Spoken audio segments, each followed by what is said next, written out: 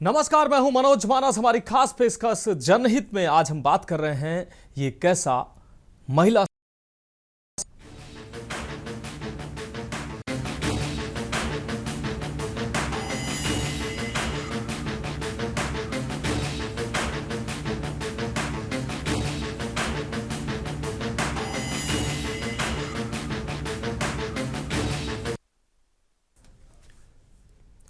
तो अपनी खास पेशकश की हम बात करेंगे, उससे पहले सीधा आपको वाराणसी लिए चलते हैं, जहां डीएसआर कॉन्क्लेव में मुख्यमंत्री योगी आदित्यनाथ बोल रहे हैं। आपको सुना देते हैं। मैंने बाल की खेती को देखा है, तो मैं अपनी 2 यात्राओं के माध्यम से इस बात पर कह सकता हूं कि वास्तव में मिस्र को दिया जाने वाला जो उत्कृष्ट खेती और कृषि का जो गौरव है, इसका सही हकदार बंगाल रहा है। देखिए, यह 17वीं ईस्वी में यह एक फ्रांसाय वर्नियर एक ऑब्जर्वर इस बात का उल्लेख करता है, और 19वीं सदी में एक ब्रिटिश ऑब्जर्वर अलेक्जेंडर वाकर ने भी मलबार के बारे में बातें कही हैं। उन्होंने कहा है कि मलबार में कृषि ज्ञान प्रायः उतना ही प्राचीन है जितना उनका इतिहास। हिंदू धर्म में उल्लेखनीय अनुष्ठानों में एक का मूल तो संभवतः कृषि के प्रति उनके सम्मान से ही है। और जो मैंने आपको काशी के बारे में बताया कि नंदी की उपासना और गाय के प्रति श्रद्धा का आधार कृषि में इनकी महती उपयोगिता ही है। मलबार में उस समय की बात वो करते हैं कि 50 से अधिक प्रजातियों के धान उगाए जाते हैं। प्रत्येक प्रजाति का अपना पृथक नाम है और उसके अपने विशेष गुण और उसकी खेती की अपनी एक पृथक विधि भी है। कुछ प्रजातियां केवल पहाड़ों में उगती है, उसके लिए सिंचाई की विशेष आवश्यकता नहीं होती। जो डीएसआर की आप बात कर रहे हैं, ये 100 वर्ष पहले भी इसके बारे में, मलाबार के बारे में भी ये बात आती है, और हमारे उत्तर भारत में तो हर जगह यही इसी प्रकार की खेती होती थी। एक ऐसी भी प्रजाति है जिसका प्रवर्धन कलम लगा करके किया जाता है। मलबार से बाहर मैंने धान के प्रवर्धन की इस विधि का उल्लेख कहीं नहीं सुना। ये भारत के अंदर कृषि के बारे में भारत जो विदेशी ऑब्जर्वर रहे हैं, उनकी राय इस रूप में भारत के साथ जुड़ी रही है। अगर हम उत्तर प्रदेश की बात करते हैं तो वास्तव में यह उत्तर प्रदेश के अंदर इसकी संभावना बहुत ज्यादा है, क्योंकि उत्तर प्रदेश देश का एकमात्र ऐसा भूभाग होगा जिसके पास आज के दिन 80% से अधिक भूमि है, ये जो सिंचित भूमि है और जिसमें बेहतर सिंचाई की सुविधा हमारे पास मौजूद है। अत्यंत उर्वरा भूमि है, सिंचाई की प्रचुरता है और धूप की भी प्रचुरता यहां पर हमें मिलती है। यानी 12 माह में से 11 माह तो हमें बेहतर धूप मिल जाता है। बहुत अच्छी धूप मिलती है, अच्छी बरसात भी है, अच्छा पानी है, हमारे पास ग्राउंड वाटर भी है और सरफेस वाटर भी है। हर 5 कोस में आपको एक नदी मिल जाएगी। हर प्रकार से धान्य से बाहुल्य क्षेत्र है।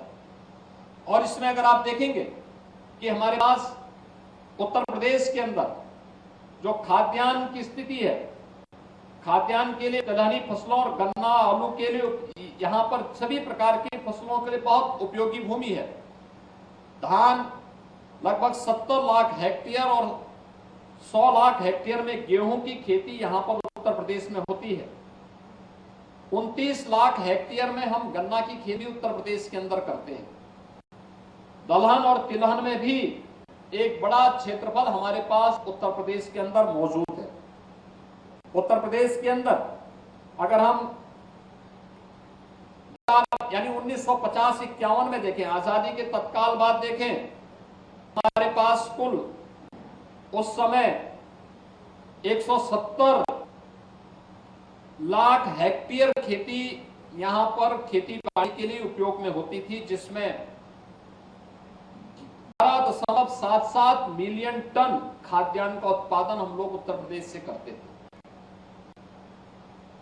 और 2023-24 में हमारा खेती का रकबा बढ़ा है, जो 170 लाख हेक्टेयर था आज वो बढ़कर के 240 लाख हेक्टेयर हुआ है, जिसमें आज हम अब 11 मिलियन टन से बढ़कर के 60 मिलियन टन तक का खाद्यान्न उत्पादन अकेले उत्तर प्रदेश कर रहा है इस खेती से। यानी अगर आप देखेंगे 1950 की तुलना में 2023 में अगर आप देखेंगे तो हमने खाद्यान्न उत्पादन में 5 गुना की वृद्धि की है।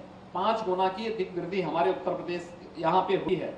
और इसमें उत्तर प्रदेश के अंदर जो मैंने आपको पहले बताया कि धान, गेहूं, गन्ना, आलू, दलहन में उड़द, मूंग, अरहर, चना, मटर, मसूर और तिलहन, सरसों, मूंगफली, इस सब की बेहतरीन खेती उत्तर प्रदेश के अंदर हम लोग करते हैं और उसका अच्छा उत्पादन भी उत्तर प्रदेश के अंदर आज के दिन पर यहां पर हो रहा है।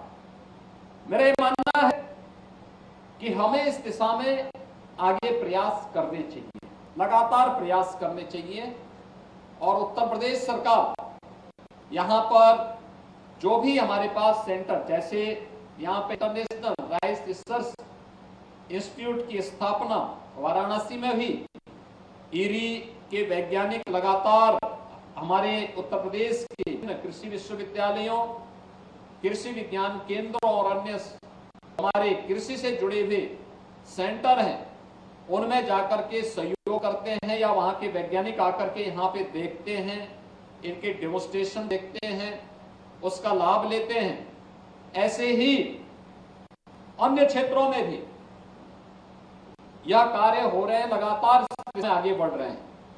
मैं विश्वास करूंगा कि आज इस कॉन्क्लेव में यहां पर DG CIP doctor Simon Hague भी यहां पर उपस्थित हुए हैं और मैं चाहूंगा कि आगे में जो हमारा इंटरनेशनल पोटैटो सेंटर स्वीकृत तो हुआ है, यह बहुत शीघ्र चालू हो, आवश्यकता होती है तो मैंने उनको ऑफर किया कि कानपुर में हमारा चंद्रशेखर आजाद कृषि विश्वविद्यालय है, कृषि विश्वविद्यालय से इसको आगे बढ़ाया जा सकता है। तात्कालिक इंफ्रास्ट्रक्चर हम उनको उपलब्ध करवाएंगे। अगर आप उसको आगे बढ़ाने के लिए तैयार होंगे तो उत्तर सरकार इसमें पूरी मदद करेगा, जिससे हमारे अन्नदाता किसानों को बेहतरीन तकनीक उपलब्ध हम कराने में मदद कर सके। उत्तर प्रदेश के अंदर हम लोग अच्छी खेती के लिए अच्छे सीड चाहिए, अच्छे बीज चाहिए, अच्छे बीज और क्लाइमेट चेंज की चुनौती का सामना करने के लिए हम उस प्रकार की चुनौती का सामना करने के लिए उस प्रकार के बीज को भी हम दे सकें। हम लोग लखनऊ में पूर्व प्रधानमंत्री स्वर्गीय चौधरी चरण सिंह जी के नाम पर एक सीड पार्क की भी स्थापना लखनऊ में कर रहे हैं। 250 एकड़ क्षेत्रफल में हमारा यह कार्य लखनऊ में प्रारंभ होने जा रहा है और मैं चाहूंगा कि सभी मिलकर एक साथ कार्य प्रारंभ कर देंगे। अगर अच्छा बीज हो, क्लाइमेट चेंज का मुकाबला करते हुए हम समय पर किसान को तकनीक दे सकें, समय पे बीज उपलब्ध करवा सकें, समय पर उन्हें सभी प्रकार की जानकारियां उपलब्ध करवा सकें, तो मेरा यह मानना है कि उत्तर प्रदेश आज जितना खाद्यान्न का उत्पादन कर रहा है, इससे भी 3 गुना अधिक उत्पादन करने की सामर्थ्य उत्तर प्रदेश की धरती रखती है। और ये उत्पादन की क्षमता को हम बढ़ाएंगे, लागत को हम कम करेंगे। कोई कारण नहीं कि उत्तर प्रदेश ने जो अपना टारगेट तय किया है कि 2029-30 में उत्तर प्रदेश $1 ट्रिलियन की इकोनॉमी करेगा और उसमें एग्रीकल्चर की भी अपनी एक बड़ी भूमिका होगी, तो हम अवश्य इसको प्राप्त कर पाएंगे। मुझे पूरा विश्वास है कि आज यहां पर जैसे ईरी और सीआईपी के इंटरनेशनल सेंटर स्थापित हुए हैं या होने जा रहे हैं, ऐसे ही अन्य हम सेंटर ऑफ एक्सीलेंस विकसित करके अपने अन्नदाता किसानों को बेहतरीन सुविधा उपलब्ध करवाने में मदद कर पाएंगे। और कोई कारण नहीं कि उत्तर प्रदेश भारत फूड बास्केट न बन जाए, अवश्य बन सकता है। और भारत ही नहीं, वैश्विक फूड बास्केट के रूप में उत्तर प्रदेश को आगे बढ़ाने में हम भरपूर सहयोग करने में पूरा योगदान देंगे। इन शब्दों के साथ मैं एक बार फिर से यहां पर आए हुए सभी अपने उन वैज्ञानिकों का जो विशेष रूप से क्लाइमेट चेंज की चुनौती, डीएसआर जैसी पद्धति और अन्य एग्रीकल्चर के सामने आने वाली उन चुनौतियों का मुकाबला करने के साथ साथ हमें किस प्रकार की परिस्थितियों का सामना करते हुए कार्यक्रम आगे बढ़ाने हैं, इस पर चिंतन कर रहे हैं। और सौभाग्य इस बात का है कि प्रधानमंत्री जी भारत के कृषि वैज्ञानिकों को इस बारे में आग्रह किया कि अब तक अपनी आईसीआर की लैब में या अपने विश्वविद्यालयों की लैब्स में अपना शोध करते थे, अब लैब टू लैंड के इस कार्यक्रम के साथ 27 से 12 जून तक हर कृषि वैज्ञानिक फील्ड में उतर करके उन्होंने इस दिशा में कार्य प्रारंभ किया था। किसानों के बीच संवाद किया था, उनके खेतों में जाकर के उनकी मेहनत के साथ अपने अनुसंधान को जोड़ने का काम किया था। तो लैब टू लैंड के इस कार्यक्रम के साथ हमारे सभी वैज्ञानिक रहेंगे तो उसके बेहतरीन परिणाम आ पाएंगे। हमारा डेमोन्स्ट्रेशन का आधार अब हमारी लैब नहीं बल्कि एग्रीकल्चर की लैंड होगी और उस लैंड पर जाकर के हम डेमोन्स्ट्रेशन करके अन्नदाता किसान को अधिक से अधिक फैसिलिटेट कर पाएंगे। इस विश्वास के साथ मैं एक बार फिर से आप सभी कृषि वैज्ञानिकों, हमारे जो इंटरनेशनल राइस रिसर्च इंस्टीट्यूट की डॉक्टर इवोन पिंटो, सीआईपी के DG doctor Simon Heck, agriculture secretary Sri Lanka mister DP Wickramasinghe और हम तो मुख्यमंत्री योगी आदित्यनाथ को सुन रहे थे जो डीएसआर कॉन्क्लेव में बोल रहे थे वाराणसी में। और अब हम अपनी खास प्रोग्राम की बात करते हैं जनहित में। और जनहित में आज हम बात ऐसे मुद्दे पर करने जा रहे हैं जो हमारे समाज की सच्चाई को आईना दिखाता है। एक तरफ सरकार महिला सशक्तिकरण की बड़ी बड़ी बातें करती है, तमाम मुहिम और योजनाओं के जरिए महिलाओं को मजबूत बनाने का दावा भी किया जाता है, प्रयास भी किया जा रहा है। महिलाओं को त्वरित न्याय मिले इसके लिए पिंक बूथ बनाए जा रहे हैं। लेकिन क्या ये योजनाएं वाकई महिलाओं को सुरक्षित बना पा रही हैं? क्या ये सिर्फ कागजों पर चलने वाली बातें हैं या फिर जमीन पर उतर भी रही हैं? ऐसा हम इसलिए कह रहे हैं क्योंकि महिलाओं के साथ अभद्रता, रेप और उनके साथ अमानवीय घटनाएं जो है वो लगातार सामने आती हैं, जो ये सोचने को मजबूर करती हैं कि वास्तव में महिला सशक्त है और उसको त्वरित न्याय मिल पा रहा है। पहली सनसनीखेज घटना सीतापुर से आपको हम दिखा रहे हैं, जहां एक प्राइवेट अस्पताल के डॉक्टर पर रेप का आरोप लगा है। पीड़ित महिला मरीज ने आरोप लगाया कि डॉक्टर ने उसके साथ रेप किया, फिर उसका वीडियो भी बनाया। विरोध करने पर जान से मारने की धमकी दी। महिला ने लहरपुर ठठेरी टोला के रहने वाले पेशे से डॉक्टर जावेद नाम के शख्स पर रेप का आरोप लगाया है। पीड़ित महिला का कहना है कि लहरपुर हरगांव के बीच मां नाम से एक प्राइवेट अस्पताल है जहां उसके साथ जबरदस्ती बलात्कार किया गया, उसका वीडियो बनाया गया, मुंह खोलने पर जान से मारने की धमकी दी गई है। पीड़ित महिला का कहना है कि जावेद के अस्पताल में वो अपना इलाज कराती थी, जिसकी वजह से वो अस्पताल में अक्सर जाती थी। जावेद उनको गलत नजर से देखते थे। जिस दिन ये वारदात हुई उस रात भी वो अपना अस्पताल में इलाज कराने गई थी। उसके साथ इस पूरी घटना की जानकारी पीड़िता ने इसके बाद पुलिस को दी, जिसके बाद लहरपुर पुलिस ने घटना की तफ्तीश शुरू की। शुरुआती जांच में महिला के आरोप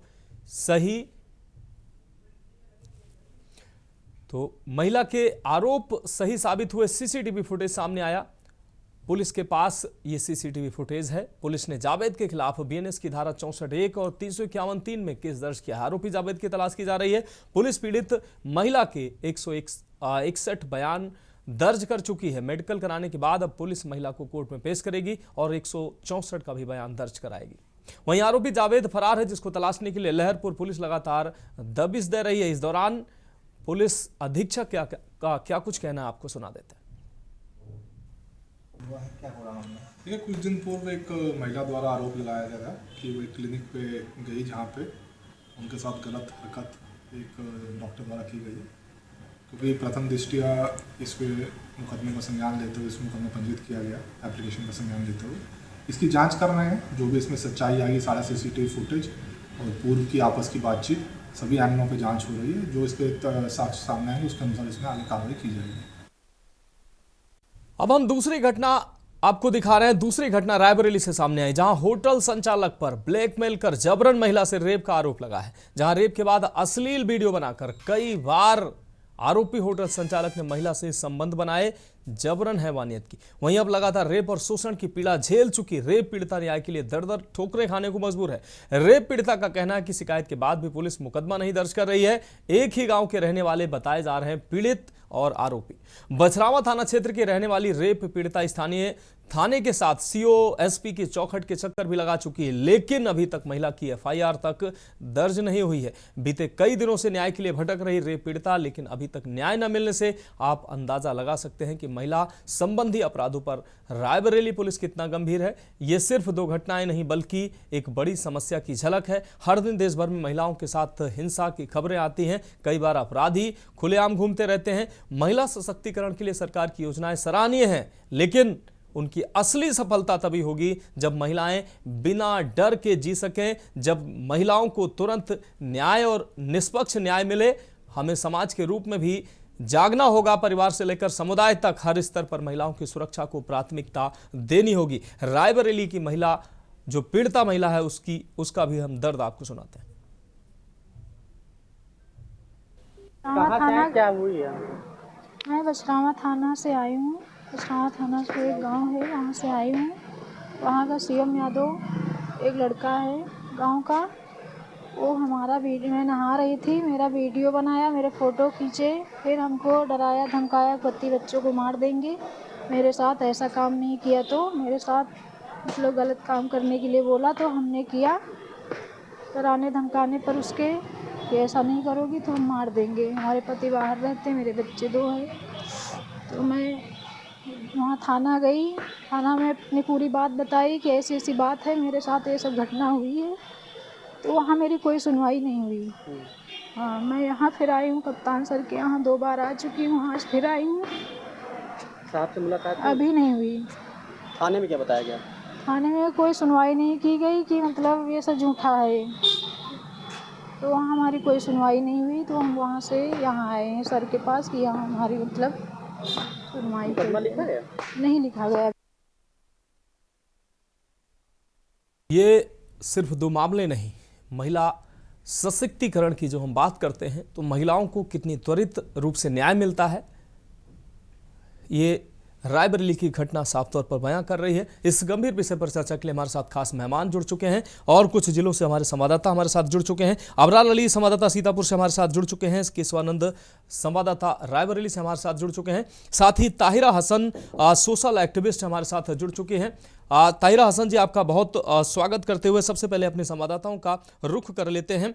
अबरार अली सीतापुर से जुड़े हुए। अबरार, सीतापुर में एक अस्पताल संचालक महिला के साथ हैवानियत करता है, वीडियो बनाता है और लगातार उसके साथ हैवानियत होती है। अब महिला के द्वारा जब विरोध किया गया तो उसको जान से मारने की धमकी भी दी गई। हालांकि मामला दर्ज जरूर कर लिया गया, लेकिन अभी भी अपराधी जो है, अभी भी जो आरोपी है, वो पुलिस की गिरफ्त से दूर है। महिला सशक्तिकरण की बात करने वाली सरकार और प्रशासन कितने सशक्त रूप से महिलाओं के साथ खड़े हैं, ये तस्वीरें साफ तौर पर बयां कर रही हैं। अब तक गिरफ्तारी नहीं हो सकी। अबरार, क्या है पूरा मामला?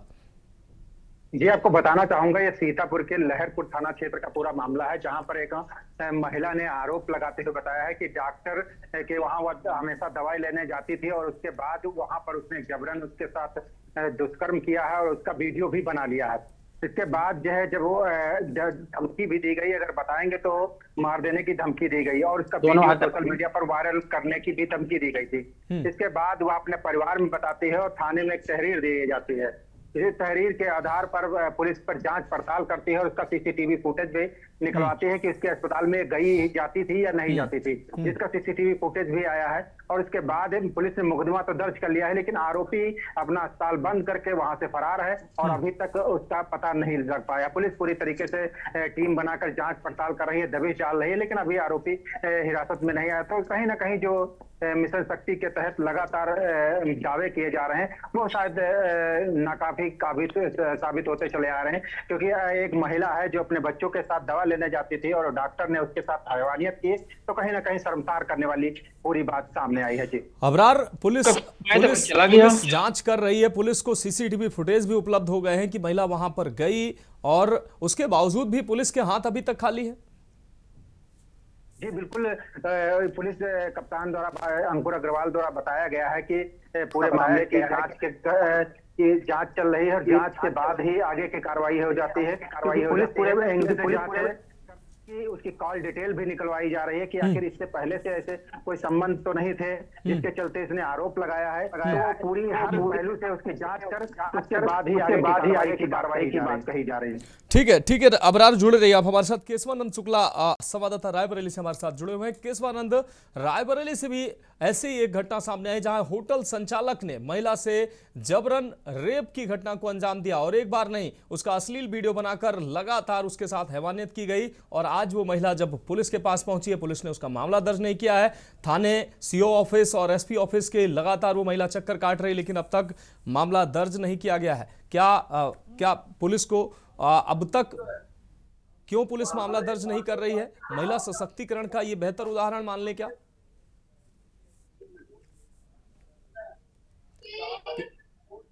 केशवानंद, फोन अनम्यूट कर लीजिए। चली जा रही है। बिल्कुल, देखिए, मिशन शक्ति जैसी बात कर रही है, मिशन शक्ति जैसे कई जो जमीनी स्तर पे जो है चलाने का कार्यक्रम कर रही है। वहीं देखा गया है कि शारदीय नवरात्रि की शुरुआत हुई और सरकार के द्वारा मिशन शक्ति हर थानों में, हर चौकियों में चलाया गया और स्कूलों में जा करके और हर जगह जा करके जो है महिलाओं को और छात्रों को जो है जागरूक करने का काम किया गया। लेकिन जिस प्रकार देखा जाए, जमीनी हकीकत कुछ और ही देखने को मिलती है। रायबरेली के बछाव थाना क्षेत्र का मामला है, जहां पे एक होटल संचालक पे एक युवती के साथ जो है दुष्कर्म करने का आरोप लगा है। तो ये भी बताया जा रहा है कि जो युवती है उसने आरोप लगाते हुए कहा है कि जो होटल संचालक है उसके द्वारा जो है वीडियो बनाए गए हैं, कई अश्लील वीडियो बना करके वायरल करने की धमकी दी जाती है। इस पूरे मामले को लेकर के वो कई बार दबाव बनाते हैं, अवैध संबंध करते हैं, जिसको लेकर के उसने अपने परिजनों को इसकी पूरी सूचना दी। तो परिजनों के द्वारा जो है महिला पीड़िता को लेकर के थाने आती है, जहाँ पे उसकी सुनवाई नहीं होती तो महाराजगंज के पास जाती, वहां भी सुनवाई नहीं होती। तो आज रायबरेली के पुलिस अधीक्षक डॉक्टर यशवीर सिंह से न्याय की गुहार लगाने के लिए रायबरेली पहुंचती है, जहां पे उसने पूरे मामले को लेकर के एसपी से शिकायत की। लेकिन आपको बता दें कि ये आज ही नहीं, इसके कई दिन पहले भी पीड़िता के द्वारा जो है शिकायत की गई, बार बार शिकायत की जा रही है, लेकिन अभी तक जो है मनोज मुकदमा नहीं दर्ज किया गया है पीड़िता की तहरीर पर। अभी भी जो आरोपी है उसके ऊपर किसी भी प्रकार की पुलिस की कोई कार्रवाई नहीं की गई। भले ही सरकार मिशन शक्ति चला रही, महिला सशक्तिकरण के लिए तमाम लाख दावे कर रही है, लेकिन जमीनी हकीकत अगर मनोज बात की जाए तो कुछ और भी देखने को मिल रही है। मनोज, हाँ, निश्चित रूप से केशवानंद आप जुड़े रहिए हमारे साथ ताहिरा हसन जी, सोशल एक्टिविस्ट हमारे साथ जुड़ चुके हैं। भारतीय जनता पार्टी से मनोज उपाध्याय जी हमारे साथ जुड़ चुके हैं। हुकुम सिंह जी, नेता सपा, हमारे साथ जुड़ चुके हैं। हुकुम सिंह जी, मनोज उपाध्याय जी, आपका भी चर्चा में बहुत स्वागत करते हुए ताहिरा हसन जी से जवाब ले लेते हैं। ताहिरा हसन जी, आप एक महिला हैं और निश्चित रूप से महिलाओं की आवाज लगातार आप बुलंद करती रही हैं, उनकी आवाज बनती भी रही है। रायबरेली और सीतापुर की ये दो घटनाएं सामने आई हैं, जहां एक अस्पताल संचालक के द्वारा महिला से जबरन रेप किया गया और कई बार वीडियो बनाकर उसके साथ रेप किया गया। हम महिला सशक्तिकरण, मिशन शक्ति हम चला रहे हैं, दूसरी तरफ महिलाओं के साथ इस तरीके की हैवानियत सामने आ रही है। आखिर महिलाओं के साथ इस तरीके की अमानवीयता कब बंद होगी? और जो मुहिम चलाई जा रही है सरकार की तरफ से, सरकार प्रयास कर रही है लगातार महिलाओं को सशक्त करने के लिए, उनको सबल बनाने के लिए, और दूसरी तरफ ऐसी घटनाएं, ऐसे हैवान लोग जो उस मुहिम को फेल करते नजर आ रहे हैं, क्या कहेंगे आप? नहीं, देखिए, बहुत ही शर्मनाक घटना है ये, जो सीतापुर से आ रही है, जहाँ पे हमारी जो पूरी तरह से दर्शा रही है कि हमारी महिलाएं ना अस्पताल में सुरक्षित है, न स्कूलों में हमारी बच्चियां सुरक्षित है, न सड़कों पे सुरक्षित है। ये बहुत शर्मनाक बात है। और दूसरी घटना जो आपकी रायबरेली की है कि किस तरह से महिलाओं को जबरन उनके साथ सेक्स किया जा रहा है और उनके साथ करने के बाद उनको किस तरह से डराया धमकाया जा रहा है जैसे वो कोई कॉमोडिटी हो, यूज एंड थ्रो। उनकी डिग्निटी का कोई वही नहीं है, यानी महिला डिग्निटी पे प्रहार हो रहा है, असॉल्ट हो रहा है। तो जो हमारे पास कानून है और महिलाओं ने ये कानून बड़ा लड़के झगड़ के आंदोलनों द्वारा प्राप्त किए हैं, कानून जितने भी कानून बने हैं, चाहे डोमेस्टिक वायलेंस एक्ट हो, चाहे फीमेल फिटिसाइड हो, या sexual harassment at work place हो, सारे कानून महिलाओं ने अपने सशक्त आंदोलनों द्वारा प्राप्त किए हैं। तो मेरे समझ में नहीं आता कि निर्भया के बाद जब एक मजबूत कानून बना, पूरा देश सड़कों पे था, और निर्भया फंड आया 3000 करोड़, जिसमें ये भी आया कि हेल्पलाइन वर्किंग मजबूत होनी चाहिए, वहीं महिला अगर जाती है उसको दर दर दौड़ना नहीं चाहिए, ये हेल्पलाइन पर ही इनका दर्ज हो जाना चाहिए, मेडिकल हो जाना चाहिए, FIR दर्ज करानी चाहिए उन्हें। क्योंकि हमारी गांव की महिलाएं जो है, इनके लिए आसान नहीं होता है। और ये कानून सिर्फ कोई एलीट क्लास के लिए नहीं बना था, ये देश संविधान से चलता है, कानून से चलता है, सबसे बड़ा लोकतंत्र है जिसमें हम फख्र करते हैं। तो जाहिर है कि जब हमारा कानून बना, उसका इम्प्लीमेंटेशन होना चाहिए, जमीन पे इम्प्लीमेंट होना चाहिए। कानून का डर क्यों नहीं है लोगों में? बलात्कार कर रहे हैं, दुष्कर्म कर रहे हैं, वीडियो भी बनाने की हिम्मत रख रहे हैं। तो मुझे लगता है ऐसा दंड इनको मिलना चाहिए कि उसके बाद दोबारा इनकी हिम्मत ना हो। ये तभी होगा जब रिड्रेसल इन केसेस का फास्ट ट्रैक कोर्ट से होगा, और जो जितने भी विक्टिम हैं उनको सिक्योरिटी दी जाए, जिससे कि वो हॉस्टाइल ना हो, और कन्विक्शन रेट बढ़ाया जाए।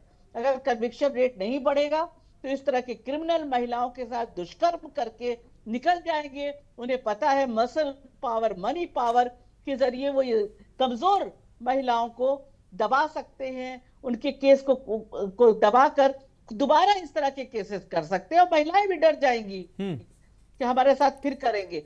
तो हर टाइम कोई वीमेन्स एक्टिविस्ट उनके साथ नहीं खड़ी है, और वीमेन राइट एक्टिविस्ट के पास भी इतनी पावर नहीं है। ये तो जो कानून बने हैं उन्हें अपना काम करना चाहिए, बिल्कुल कानून को डर पैदा करना चाहिए, और सोसाइटी को भी साथ खड़े होना चाहिए। सोसाइटी में जो गिरावट आई है, मैं इसलिए कह रही हूँ कि कई जगह पे हमारी बच्चियां जा रही हैं स्कूटी से जा रही हैं, उनके साथ तरह तरह की हरकतें, अश्लील हरकतें हो रही हैं, छेड़छाड़ हो रही है, वो वीडियो बना रहे हैं लोग खड़े होके। तो आप सोचिए, ये सोसाइटी में भी गिरावट आई है। ये दोनों तरफ से सही करने की बात है, लेकिन जो कानून बन चुके हैं, जो मजबूती से अब उनके लागू होने का टाइम है, ये इसको लागू करें, तभी महिला एम्पावर्ड होगी, जब वो निकल सकती है, डिसाइड कर सकती है, अपने मन से बोल सकती है, अपने हिसाब से नौकरी कर सकती है। और उसके लिए ये नहीं है कि टाइम लिमिट है 10 से 5 निकले, अंधेरा ढलने के बाद ना निकले, ऐसा नहीं है। जैसे मैंने कहा, हम सबसे बड़े लोकतंत्र में रह रहे हैं। बिल्कुल। अम्बेडकर ने क्या कहा था, बाबा साहब भीमराव अम्बेडकर ने, कि कोई सोसाइटी तब तक सभ्य नहीं कही जा सकती जब तक कि महिला वहां सुरक्षित नहीं, उसका एक्सेस हेल्थ, एजुकेशन और नॉलेज पे नहीं, एम्प्लॉयमेंट पे नहीं है। तो आप उसका, हमारे पास वो भी है, संवैधानिक हमारे पर कानून में राइट भी है, उसको इम्प्लीमेंट किया जाए। ठीक है ताहिरा जी, आप जुड़े रहिए हमारे साथ, खास मेहमान अभी जुड़े हुए हैं। अब अबरार, आपका बहुत शुक्रिया हमारे साथ जुड़ने के लिए। भारतीय जनता पार्टी से और समाजवादी पार्टी से हमारे साथ मेहमान जुड़े हुए हैं। ताहिरा हसन जी लगातार जुड़े हुए हैं। एक छोटे से ब्रेक का वक्त है, ब्रेक के बाद इस गंभीर विषय पर चर्चा जारी रहेगी। आप देख रहे हैं के न्यूज, खबरों का सारथी।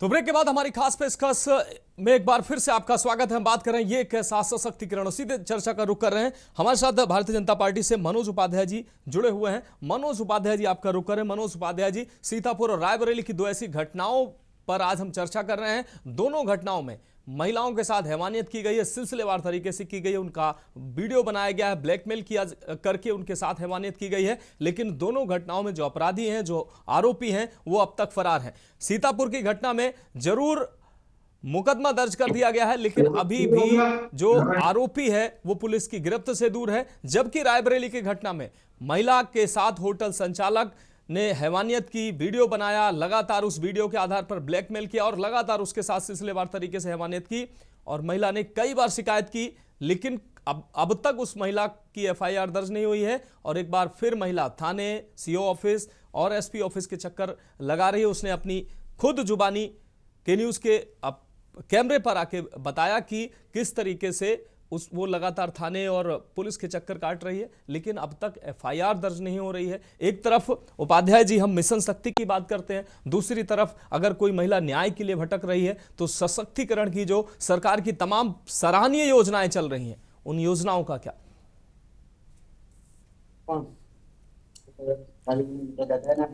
मनोज उपाध्याय जी। जी बताएं। मनोज उपाध्याय जी, आपसे सवाल था, अगर सवाल आपने नहीं सुना तो दोबारा से हम सवाल दोहरा देते हैं। आवाज आ रही है मेरी? बिल्कुल आपकी आवाज आ रही है। हेलो मनोज जी, आपकी आवाज मिल पा रही है? हेलो मनोज जी, आप अपनी बात रख सकते हैं।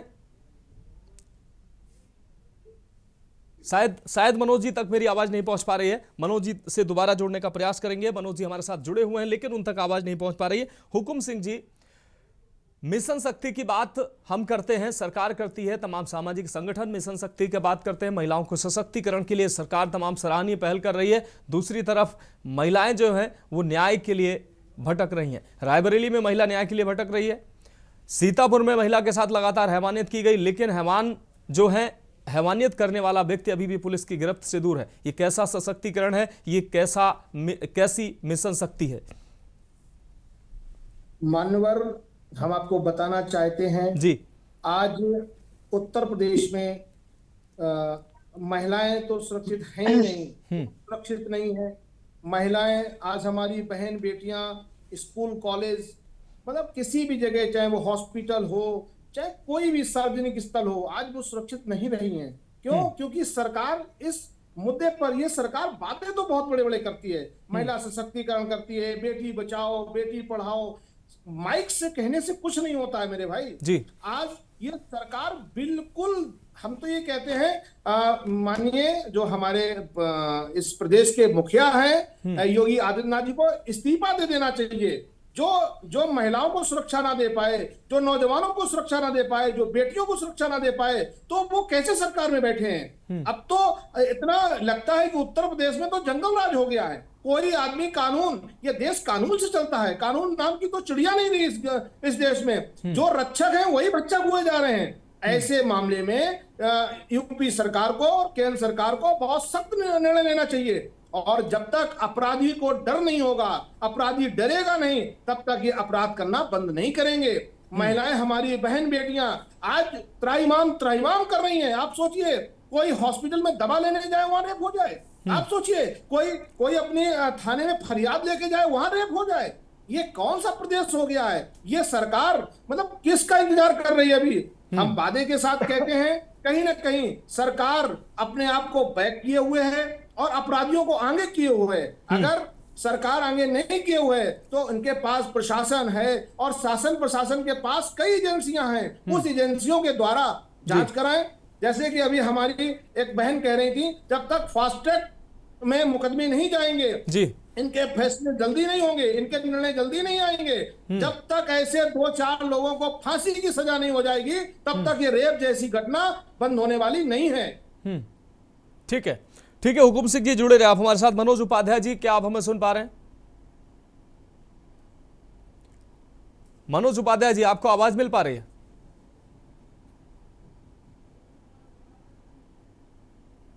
मनोज उपाध्याय जी को शायद आवाज नहीं मिल पा रही, अपने साथियों से कहेंगे मनोज उपाध्याय जी तक आवाज नहीं पहुंच पा रही है, उनका जो भी है उनसे संपर्क साधने का प्रयास किया जाए। ताहिरा हसन जी, एक बार फिर से हम आपका रुख कर रहे हैं। ताहिरा हसन जी, जिस तरीके से सरकार जो है पिंक बूथ चला रही, पिंक बूथ लगातार आज भी कई जनपदों में पिंक बूथ का उद्घाटन वहां के जिले के अधिकारियों ने, डीएम ने, एसएसपी ने, तमाम अधिकारियों ने किए हैं। कई जिलों से ऐसी खबरें सामने आई हैं।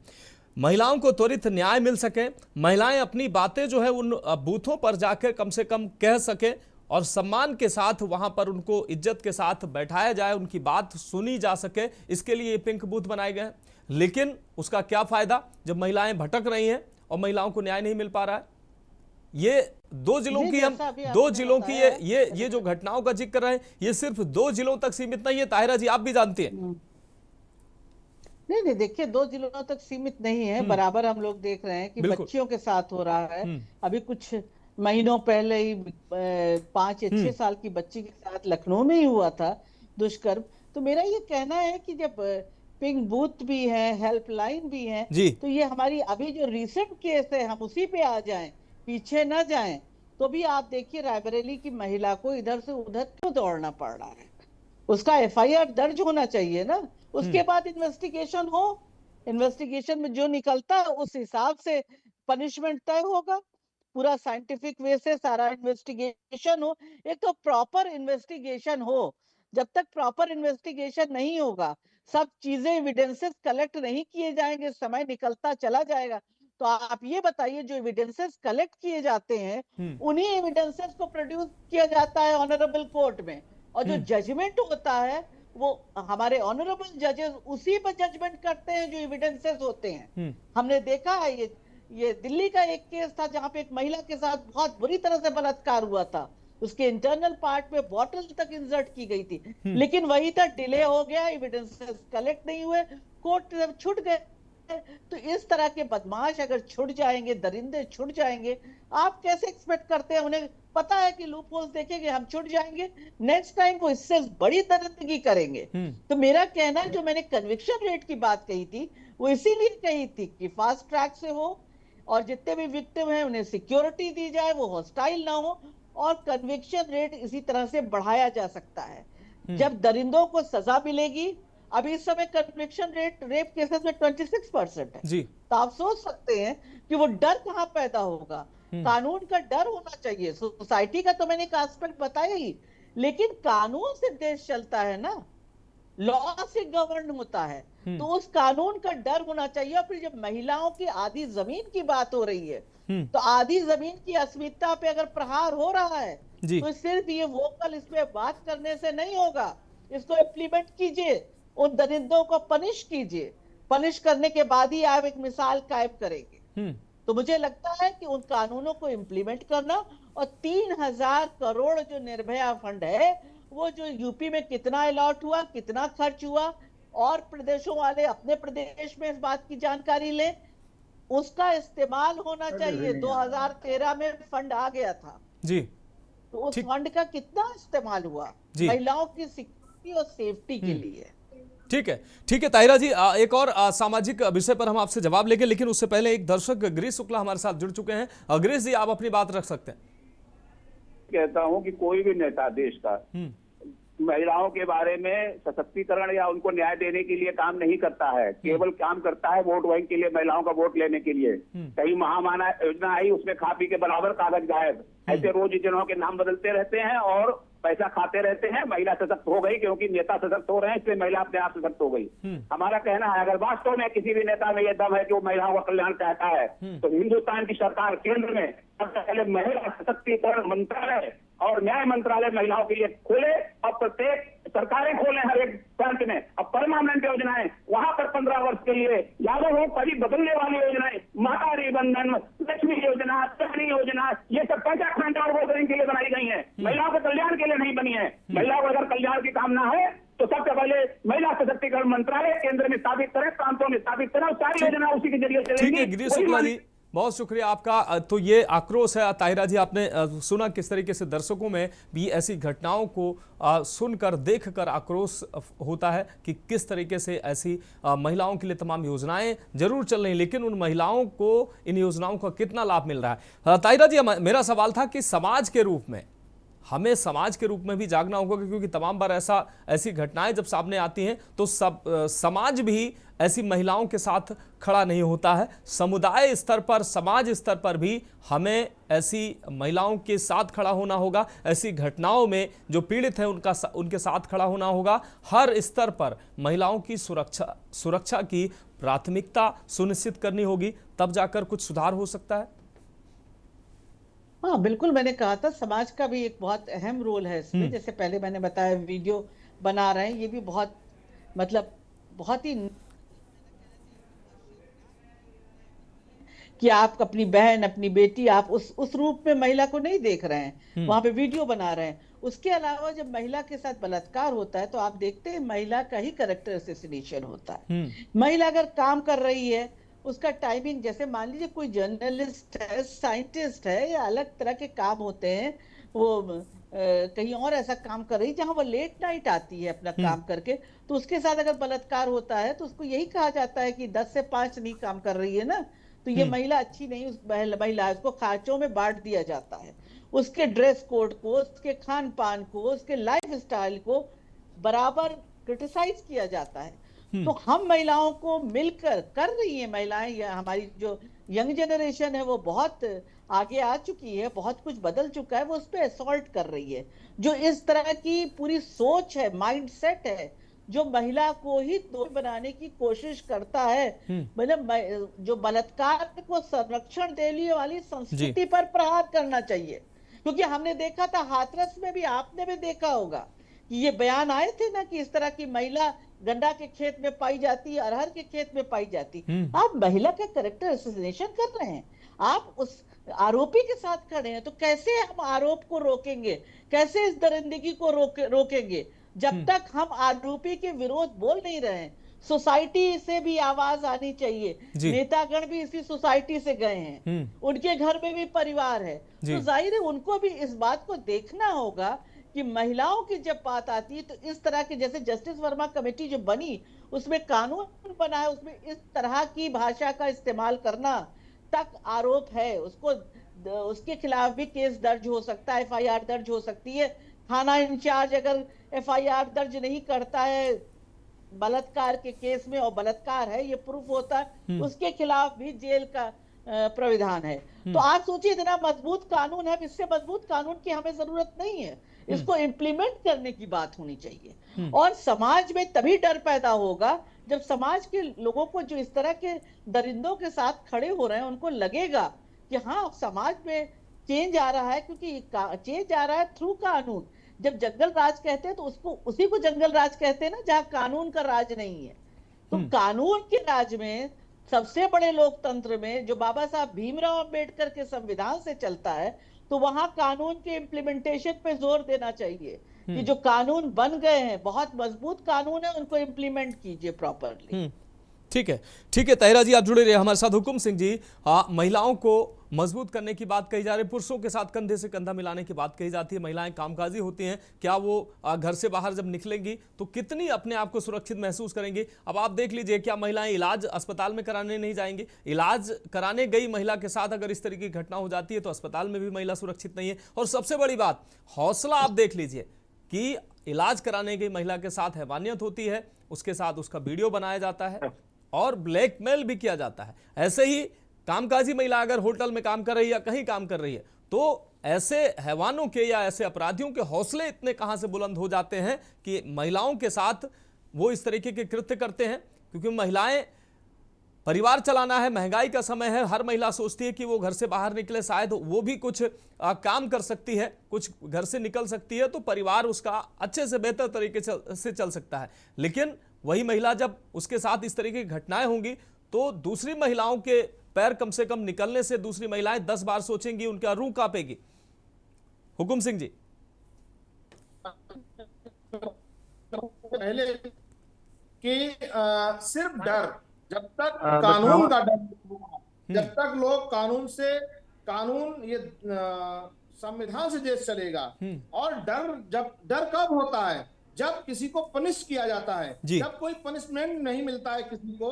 अभी कि जब कोई आदमी केस से बरी हो जाता है, उसके लिए सबूत नहीं जुटाए जा सकते हैं, और जब सबूत ना होने के कारण और वो दरिंदे वहां से कोर्ट से छूट जाते हैं तो वो फिर उससे बड़ी घटना को अंजाम देते हैं। आज हमारे जो संविधान ने हमें जो 50% आरक्षण की तरफ हमें ले गए, हमारी माताओं बहनों को हर क्षेत्र में 50% का हम उनको हिस्सा देने जा रहे हैं। लेकिन अब कम से कम समाज में उनके लिए ऐसा कानून तो बने कि वो सुरक्षित रह पाए। अगर वो, अभी आप ठीक कह रहे हैं, महंगाई का दौर है, अगर बहन बेटी सोचती है कि 4 पैसे अगर हम भी कमाएंगे, हम भी बचाएंगे तो हमारा परिवार अच्छे से चलेगा, हमारे बच्चों का लालन पालन अच्छे से हो जाएगा, उनकी फीस हम सबमिट कर पाएंगे, और नहीं तो हमारे बच्चे पढ़ नहीं पाएंगे। ऐसी व्यवस्था में अगर महिलाएं जब घर से निकलती हैं और एक महिला के साथ जब दुराचार व्यवहार होता है, जब उसके साथ ऐसा कृत्य होता है, घिनौना कार्य होता है, उससे हजारों महिलाएं डरती हैं, फिर वो घर से बाहर नहीं निकलेंगी। तो आप ये सोचिए इसकी लायबिलिटी किसकी है? इसकी लायबिलिटी सिर्फ सरकार की है। क्योंकि हम आप सरकार भरोसे बैठे हैं। कानून की व्यवस्था आज सरकार के हाथ में है और सरकार जो वर्तमान सरकार है वो इस पे एक्शन ही नहीं लेना चाहती है। आप सोचिए, मोदी यही योगी जी कहा करते थे कि एक क्रिमिनल इस चौराहे से क्रिमिनल अगले चौराहा नहीं पार करेगा और वो क्रिमिनल पकड़ा जाएगा। आज सोचिए, आज क्रिमिनल पूरे देश में घूम रहे हैं, आज पूरे देश में क्रिमिनल घूम रहे हैं और उनको पकड़ा नहीं जा रहा है। और जो बेचारी शोषित है, वंचित है, कमजोर है, पीड़ित है, वो अपनी एफआईआर दर्ज कराने के लिए चौखटों पे नाक रगड़ रही है।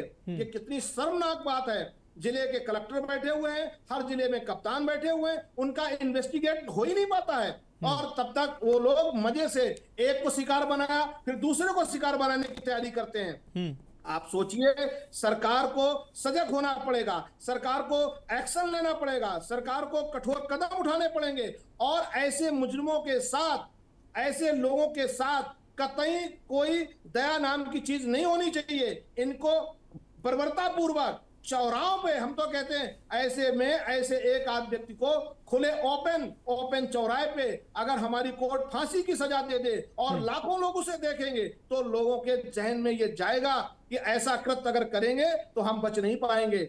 जब लोग बच जाते हैं और कानून से उनका कुछ नहीं बिगड़ता है, ऐसे ही घटनाओं को दूसरे लोग अंजाम और अच्छे से दे देते हैं। हम तो ये कहेंगे कि सरकार को इस पे फिर मैं पुनः अपनी बात दोहराना चाहता हूं कि अगर उत्तर प्रदेश में चाहे वो केंद्र की सरकार हो, जब तक फैसले और डिसीजन मजबूत नहीं लेगी तब तक ऐसे कृत्य समाज में होने बंद नहीं होंगे।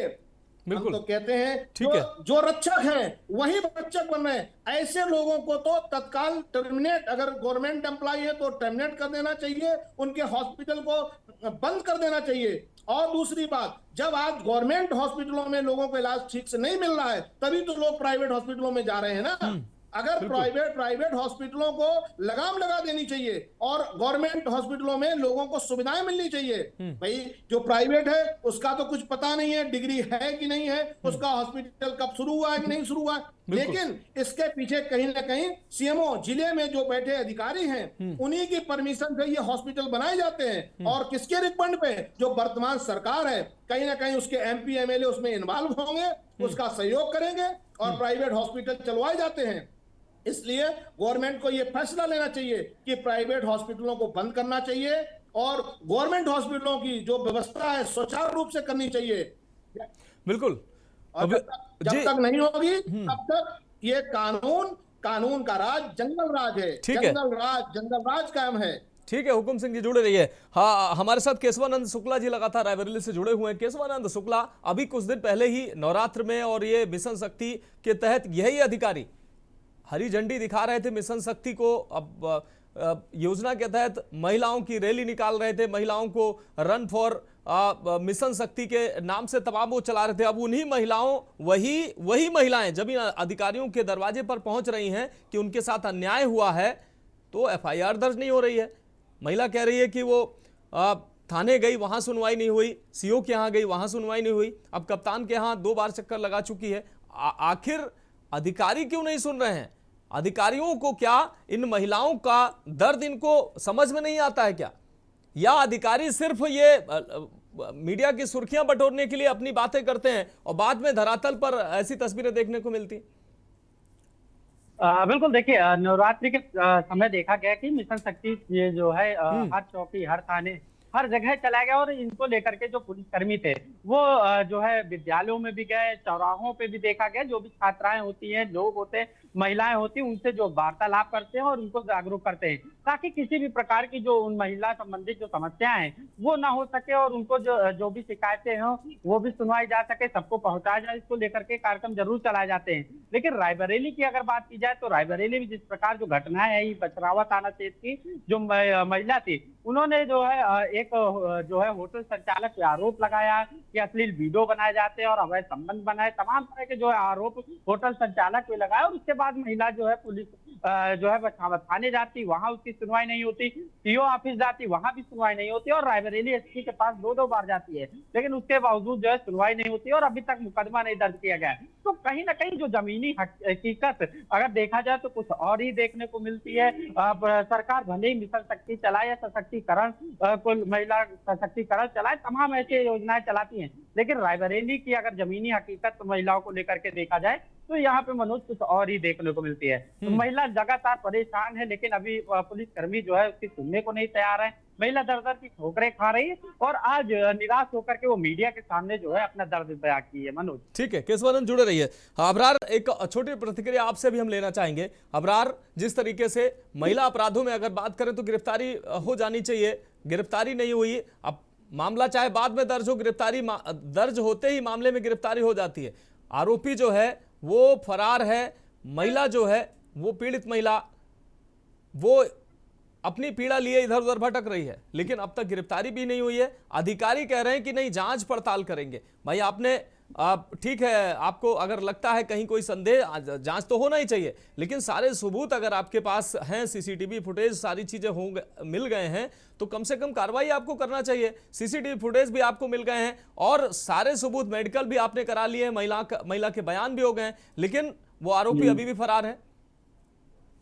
जी बिल्कुल सही कहा। जो सीतापुर की बात की जाए तो वहां पर जो महिला के आरोप सिद्ध होने के बाद ही मुकदमा दर्ज किया गया है, लेकिन उसके बावजूद भी अभी तक नहीं गिरफ्तार किया गया है। तो कहीं ना कहीं पुलिस पर सवाल या निशान खड़े होते हैं कि आखिर जब सारे सबूत होने के बावजूद भी अगर एफआईआर दर्ज की गई है और उसके हर पहलू के तहत जांच भी हो रही, तो उसे गिरफ्तार करके उसके बाद भी तो ये जांच हो सकती थी और उसे आरोपी को और उसकी जो महिला को है उसको न्याय मिल सकता था, लेकिन ऐसा नहीं हुआ। अगर सोच की बात की जाए कि प्राइवेट अस्पतालों में ऐसा होता है या स्कूलों में ऐसा होता है या सरकारी में ऐसा नहीं होता है, लेकिन हर जगह ऐसे लोग, ऐसे मानसिक लोग हैं जो ऐसी घटनाओं को अंजाम देते हैं, वो चाहे सरकारी हो, ऐसी मानसिक प्रवृत्ति की निश्चित रूप से, ठीक है, ऐसी मानसिक प्रवृत्ति के लोग हर जगह मिल जाते हैं। हम कहीं किसी एक जगह को नहीं चिन्हित कर सकते हैं।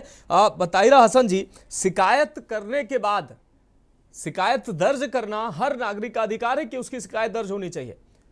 पुलिस थाने में महिला जा रही है, अधिकारियों के पास जा रही है, लेकिन आरोप सही है गलत है ये तो ठीक है, आप जांच कर सकते हैं, लेकिन कम से कम उस महिला को ये तसल्ली तो हो, कम से कम उसकी शिकायत दर्ज की गई है। उस महिला की शिकायत तक दर्ज नहीं की गई है, सबसे बड़ी विडंबना ये है। ताहिरा जी, एक पीड़िता अगर जाती है तो ये जिम्मेदारी है थाना। मैंने जस्टिस वर्मा यही जो कानून बना है सेक्सुअल हैरेसमेंट के खिलाफ निर्भया के बाद, तो उसमें ये दिया हुआ है कि अगर थाना इंचार्ज भी नहीं दर्ज करता है एफआईआर तो उसके खिलाफ भी एक्शन होगा। तो मुझे लगता है कि पहले आप एफआईआर तो दर्ज कीजिए उस पीड़ित महिला की, उसके बाद फिर इन्वेस्टिगेशन कीजिए कि उसमें कितनी सच्चाई है, सारे कीजिए कि कितनी वो जांच का विषय है, सच्चाई है पूरे मसले में, तो जांच का विषय है। लेकिन आप एफआईआर पहले दर्ज कीजिए, उसके बाद इन्वेस्टिगेशन भी जो है वो साइंटिफिक वे में हो, एक एक चीज जो है वो कलेक्ट की जाए। अगर समय से कलेक्ट नहीं की जाएगी, मैं फिर कहूंगी, तो पूरा टैम्पर्ड हो जाएगा इन्वेस्टिगेशन, फिर उसमें कुछ नहीं आने वाला है। तो इसलिए पूरा होना चाहिए, उसका बयान दर्ज होना चाहिए, 164 का बयान भी दर्ज हो जाना चाहिए। और उसके अलावा जो भी वो कह रही है मेडिकल भी, देखिए मेडिकल भी अगर 5 दिन 10 दिन 20 दिन बाद होगा तो फिर उसमें क्या निकलेगा? मेडिकल भी तुरंत जब एफआईआर दर्ज होगा तो मेडिकल होगा। तो इसीलिए मैंने कहा कि ये जो वन सेंटर है, इन पे क्या हो रहा, वन स्टॉप सेंटर भी तो है, जिनका मतलब है कि वहीं पर सब कुछ होगा। महिला जाएगी, महिला के मेडिकल होगा, उसका एफआईआर दर्ज कराया जाएगा, महिला को भागना नहीं पड़ेगा।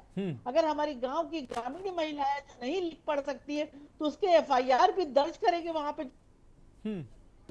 निश्चित रूप से सवाल, ताहिरा जी, सवाल इसीलिए उठ रहे हैं कि कई मामलों में पुलिस इतनी तत्परता दिखाती है कि तुरंत कार्रवाई करती है, और अगर जरूरी ना भी हो तो भी पुलिस कार्रवाई करने पहुंच जाती है। और वहीं ऐसे मामले भी सामने आते हैं जहां पर पुलिस जो है पीड़िता भटक रही है, लेकिन उसकी सुनवाई नहीं हो रही है। वो आरोप जो लगा रही है सही है या गलत है वो तो जांच का विषय है, लेकिन कम से कम उसकी शिकायत को सुना जाना चाहिए, शिकायत दर्ज होनी चाहिए, उसके बाद प्रामाणिकता के आधार पर जांच होनी चाहिए और उस जांच के बाद कार्रवाई आगे बढ़नी चाहिए। लेकिन वो पीड़िता लगातार दर दर भटक रही है और पुलिस की ये कार्यशैली निश्चित रूप से सवालों के घेरे में है। बहुत शुक्रिया ताहिरा हसन जी, आप हमारे साथ जुड़ी, अपना कीमती समय दिया और बहुत ही साफगोई से इस गंभीर विषय पर अपनी बात रखी। हुकुम सिंह जी ने भी बहुत ही बेहतर तरीके से अपनी बात रखी। हमारे दोनों संवाददाता हमारे साथ जुड़े, आपका भी बहुत शुक्रिया। तो सवाल अभी भी वही है कि ये कैसा महिला सशक्तिकरण, क्योंकि अगर महिलाओं को न्याय नहीं मिलेगा तो फिर वो पिंक बूथ का क्या फायदा। महिलाओं के लिए मुहिम जो चलाई जा रही है, महिला सशक्तिकरण मिशन शक्ति, अगर महिलाओं को न्याय नहीं मिल पा रहा है, महिलाओं की आवाज़ अगर कानों तक नहीं पहुंचती है जिम्मेदारों के, तो फिर ऐसा महिला सशक्तिकरण का क्या फायदा। तो निश्चित रूप से सरकार तमाम मुहिम चला रही है, तमाम महिलाओं को सबल बनाने की प्राथमिकता से योजनाएं चला रही है, लेकिन तमाम ऐसे लोग, हैवान ऐसे लोग हैं जो सरकार की इस मुहिम को फेल करने का प्रयास कर रहे हैं। अधिकारियों को चाहिए, प्रशासन को चाहिए कि ऐसे लोगों को चिन्हित कर तत्परता से कार्रवाई करें, ताकि सरकार की छवि और प्रशासन की छवि खराब ना हो। फिलहाल इस खास पेशकश में अभी के लिए मेरे साथ इतना ही। मुझे दीजिए इजाजत और आप देखते रहिए के न्यूज़ इंडिया।